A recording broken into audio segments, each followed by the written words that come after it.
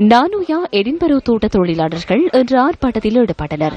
Edinburgh தோட்டத்தில் இயங்கி வந்த தேயிலை தொழிற்சாலை கடந்த 3 மாதங்களாக மூடப்பட்டுள்ளமையால் அதனை மீள இயங்க செய்யுமாறு கோரி ஆர்ப்பாட்டம் முன்னெடுக்கப்பட்டது. தேயிலை தொழிற்சாலை இயங்காமையால் தாம் வருமான ரீதியாக பாதிக்கப்பட்டுள்ளதாக ஆர்ப்பாட்டத்தில் ஈடுபட்டவர்கள் தெரிவித்தனர். எங்களுக்கு இந்த ஸ்டோர் பெக்டி மூடி இருக்குது, அதோட சாமான் வித்துட்டாங்க. எந்த வருமானமும் எங்களுக்கு இல்ல.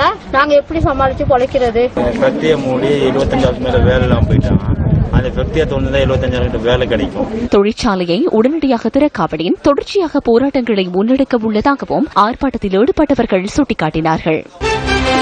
நுவெல்லியா ஆல்மா கிரேமன் தோட்டத்தில் உள்ள தேயிலை தொழிற்சாலை மூடப்பட்டுள்ளமைக்கு எதிர்ப்பு தெரிவித்து ஆர்ப்பாட்டம் ஒன்று முன்னெடுக்கப்பட்டது. தொழிற்சாலையை மீளத் திறந்து உற்பத்தி நடவடிக்கைகளை ஆரம்பித்து தொழிலாளர்களின் வேலையை உறுதிப்படுத்துமாறு இதன்போது கோரிக்கை விடுக்கப்பட்டது. அந்த தொழிற்சாலை கிட்டத்தட்ட 8 மாதங்களாக மூடப்பட்டிருக்கின்றது. அந்த தொழிற்சாலை மீண்டும் திறக்க வேண்டும். அதை சார்ந்த இந்த மதுரை பெருந்தோட்ட கம்பெனிக்கு சொந்தமான தொழிற்சாலைகள் அபகரிக்கப்படுகின்ற அந்த ஒரு சூழல் எங்களுக்கு தென்படுகின்றது. 3 மாசமா நாங்க அடுப்பு இன்னொரு இடத்துல கொழுந்து அனுப்பி விட்டுவிட்டு